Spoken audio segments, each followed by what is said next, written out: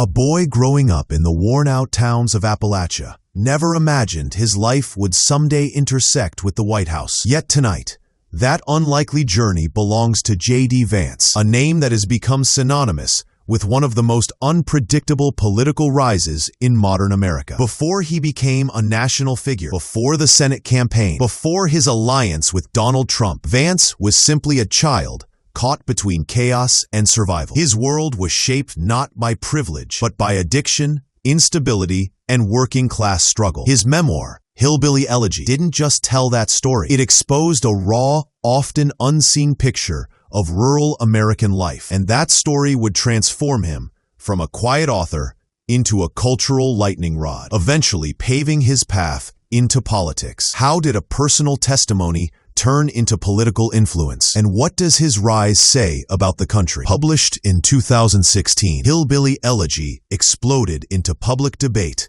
as the nation tried to understand the economic and cultural forces that helped elect Donald Trump. Vance's voice suddenly mattered. He was no longer just a memoirist. He became a commentator on poverty, addiction, and the hardships of America's forgotten communities. Critics accused him of oversimplifying systemic issues. Supporters saw him as someone who finally gave dignity to working-class pain. Whether praised or attacked, his story demanded attention. Hollywood stepped in next. A Netflix adaptation, directed by Ron Howard, brought Vance's childhood to mainstream entertainment, pushing his name even further. But fame didn't satisfy him. Instead of staying a commentator, he decided to shape the very politics he once analyzed. His transformation from writer to power player had begun, and he now stood at the intersection of culture and government. Before entering politics, Vance took a surprising detour into Silicon Valley. Armed with his notoriety and a Yale law degree, he entered venture capitalism rather than law or grassroots activism. Critics saw it as a contradiction. How could the author who wrote about struggling Appalachia work in tech,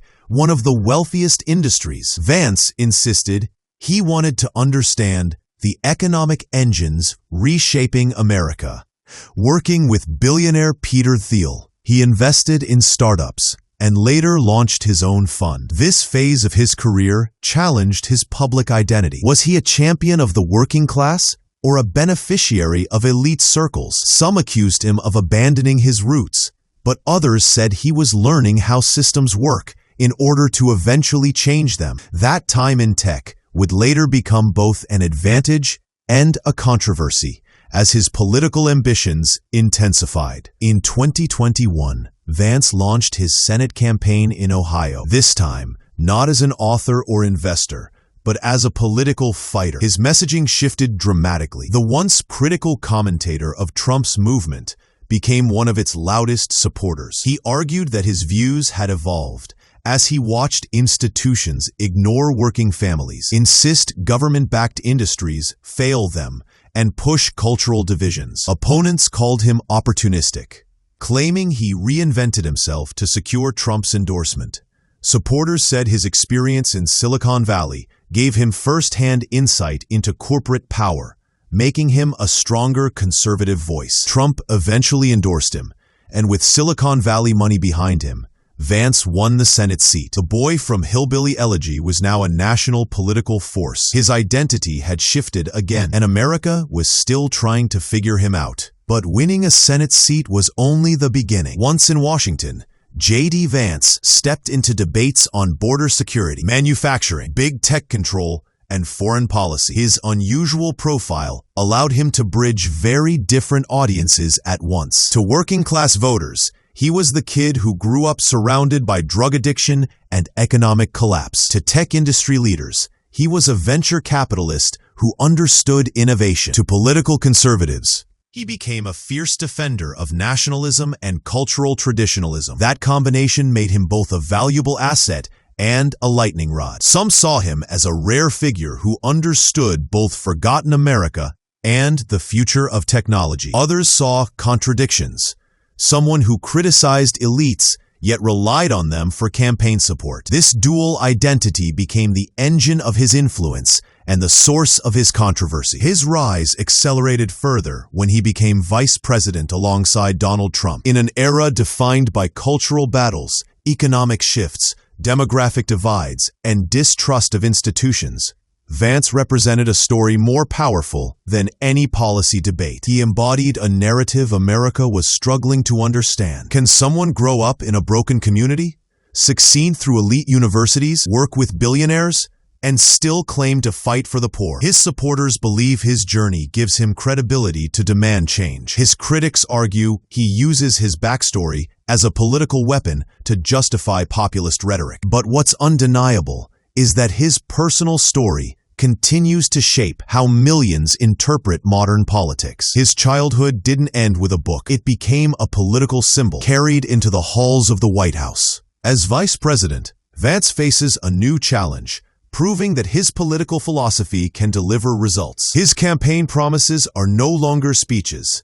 They are responsibilities. From industrial policy to immigration enforcement to regulation of tech companies he once worked with, every decision could reshape how Americans view populism. If he succeeds, he could redefine the Republican Party's future direction. If he fails, he risks confirming the fears of critics who say populism is powerful in rhetoric but limited in governance. For Vance, governing is no longer about explaining America's problems.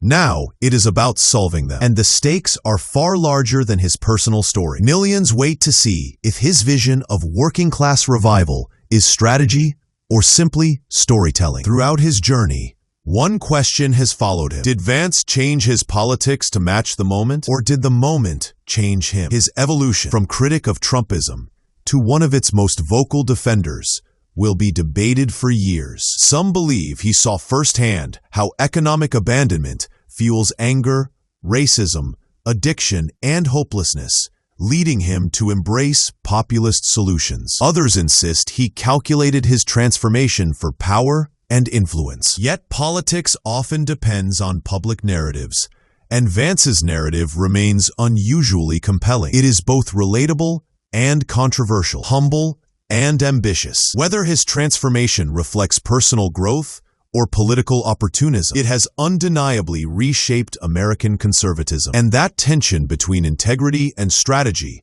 continues to define how the country views him. From a troubled Appalachian childhood to Yale Law School, from venture capitalist to best-selling author, from Senate candidate to Vice President of the United States, J.D. Vance's journey reflects contradictions that mirror modern America itself. A nation divided between working-class struggle and elite influence, between distrust of institutions and dependence on technology, between nostalgia and change. His story forces the country to confront a difficult question.